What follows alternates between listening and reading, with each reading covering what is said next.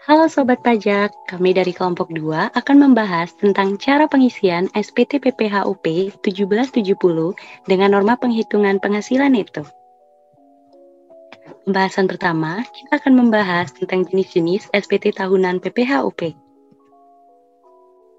SPT yang pertama yaitu SPT 1770SS, digunakan apabila wajib pajak mempunyai penghasilan selain dari usaha dan atau pekerjaan bebas, dan juga jumlah penghasilan bruto tidak lebih dari 60 juta dalam 1 tahun.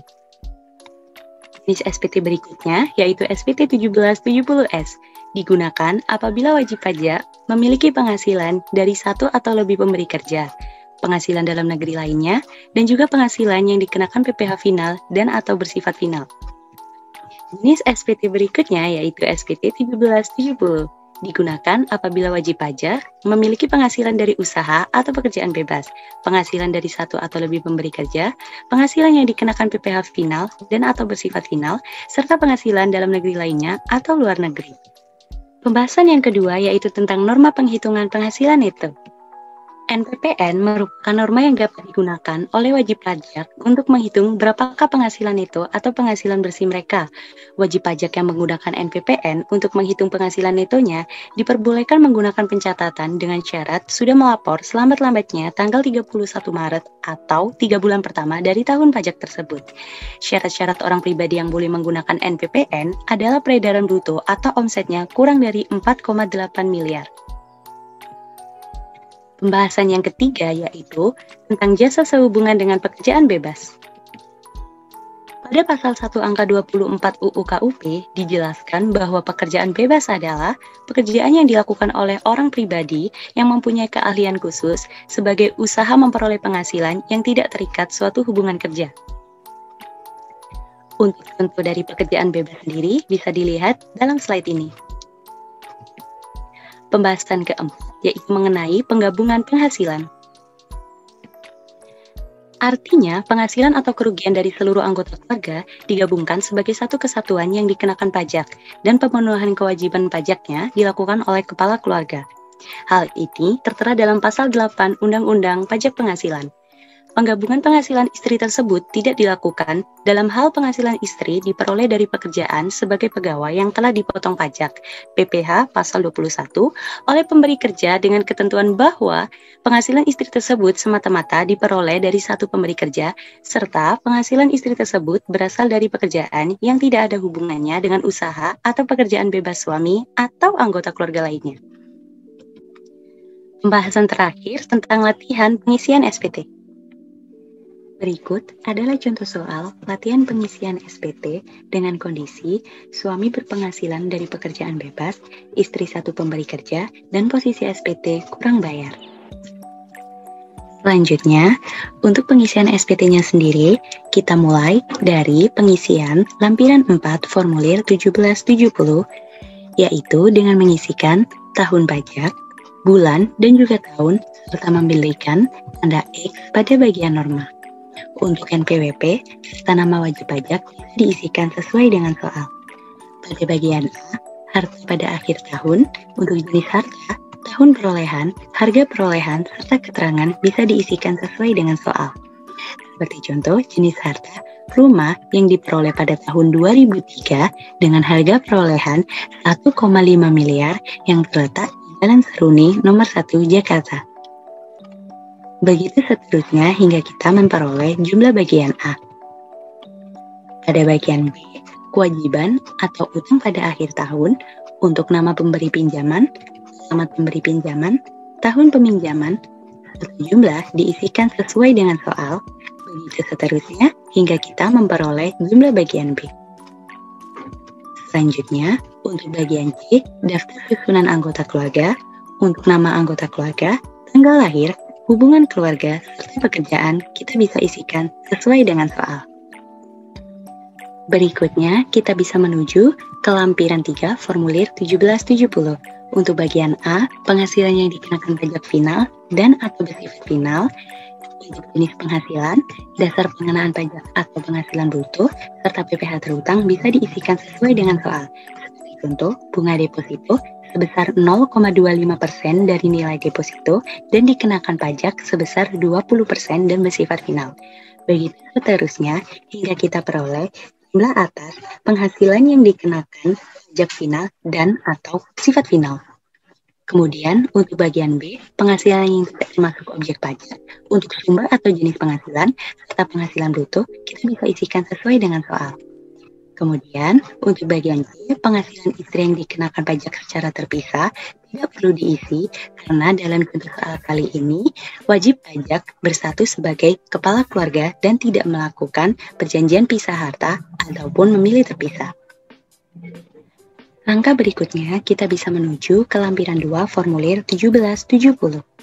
Pada bagian A, daftar pemotongan atau pemungutan PPh oleh pihak lain, PPh yang dibayar atau dipotong di luar negeri, dan PPh ditanggung pemerintah untuk nama pemotong atau pemungut pajak, NPWP pemotong atau pemungut pajak, bukti pemotongan atau pemungutan, jenis pajak, dan jumlah PPh yang dipotong atau dipungut disesuaikan dengan soal. Sehingga kita bisa memperoleh jumlah bagian A. Langkah selanjutnya, kita bisa menuju ke lampiran 1, formulir 1770 halaman 2. Pada bagian B, penghasilan neto dalam negeri dari usaha dan atau pekerjaan bebas bagi wajib pajak yang menggunakan norma penghitungan penghasilan neto untuk jenis usaha, peredaran usaha, tarif norma, serta penghasilan neto bisa disesuaikan dengan soal. Seperti contoh, dalam contoh soal kali ini, wajib pajak melakukan pekerjaan bebas sebagai seorang dokter dengan peredaran usaha sebesar Rp2.471.800.000 dengan tarif norma yang berlaku yaitu 50%, sehingga kita peroleh penghasilan neto. Kemudian, jangan lupa untuk melakukan penjumlahan atas bagian B. Pada bagian C, penghasilan neto dalam negeri sehubungan dengan pekerjaan tidak termasuk penghasilan yang dikenakan PPh bersifat final untuk nama dan NPWP pemberi kerja, penghasilan bruto, pengurangan penghasilan bruto atau biaya, serta penghasilan itu disesuaikan dengan soal. Dan jangan lupa untuk melakukan penjumlahan pada bagian C.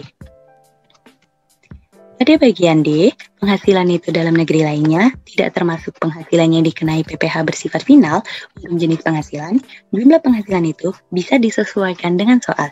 Dalam contoh soal kali ini, wajib pajak tidak memiliki penghasilan neto dalam negeri lainnya.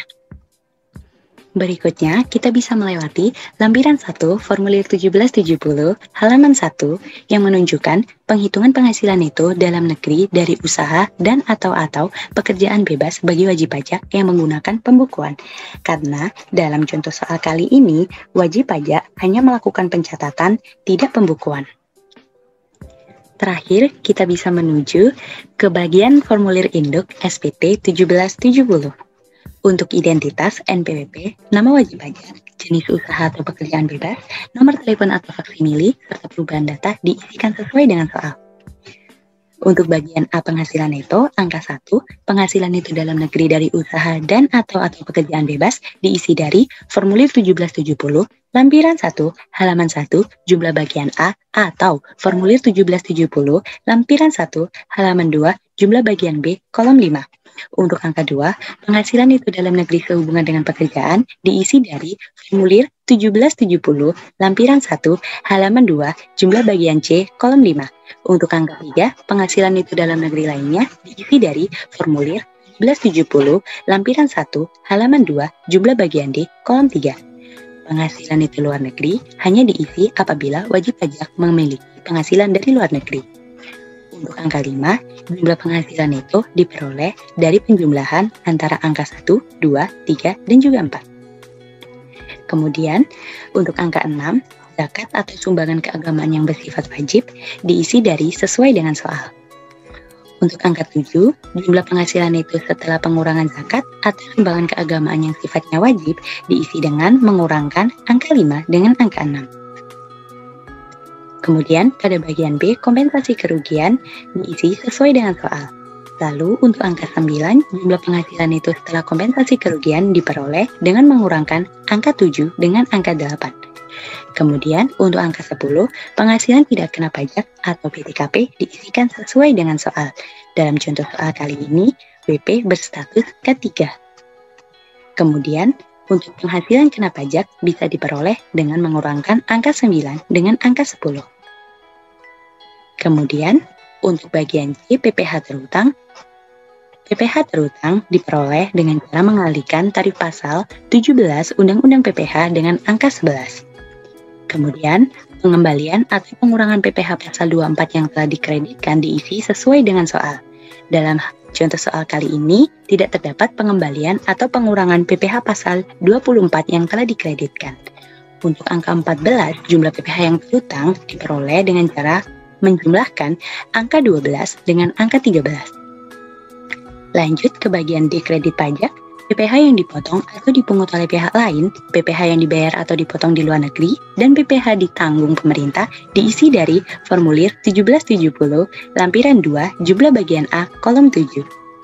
Selanjutnya, untuk angka 16, kita bisa memberi tanda X pada PPh yang harus dibayar sendiri atau PPh yang lebih dipotong atau dipungut. Diperoleh dengan cara mengurangkan angka 14 dengan angka 15. Kemudian, untuk angka 17, PPh yang dibayar sendiri berupa PPh pasal 25 bulanan, STP PPh pasal 25 berupa pokok pajak, dan juga fiskal luar negeri diisikan sesuai dengan soal. Kemudian, untuk angka 18, jumlah kredit pajak diperoleh dari penjumlahan dari angka 17A, juga 17B, dan 17C. Kemudian, pada bagian E, PPh kurang atau lebih bayar, pada angka 19, kita bisa memberi tanda X pada PPh yang kurang dibayar atau PPh pasal 29, atau kita memberikan tanda X pada PPh yang lebih dibayar atau PPh pasal 28A yang diperoleh dari pengurangan antara angka 16 dengan angka 18. Untuk tanggal pelunasan, kita bisa isikan sesuai dengan soal. Untuk angka 20 bagian E, hanya diisikan apabila terdapat PPh lebih bayar seperti pada angka 19B.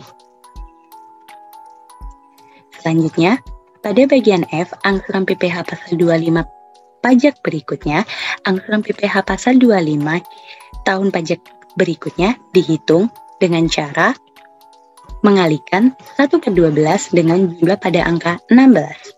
Dikarenakan dalam contoh soal kali ini, wajib pajak tidak memiliki penghasilan teratur. Namun, apabila wajib pajak memiliki penghasilan teratur, maka kita bisa memberikan tanda X pada perhitungan dalam lampiran tersendiri. Selanjutnya, pada bagian G atau lampiran, kita bisa memberikan tanda X pada dokumen-dokumen yang dirasa perlu untuk pelaporan SPT. Kemudian pada bagian pernyataan, kita bisa isikan sesuai dengan soal. Sekian penjelasan dari kelompok kami tentang cara pengisian SPT PPh OP 1770 dengan norma penghitungan penghasilan neto. Terima kasih.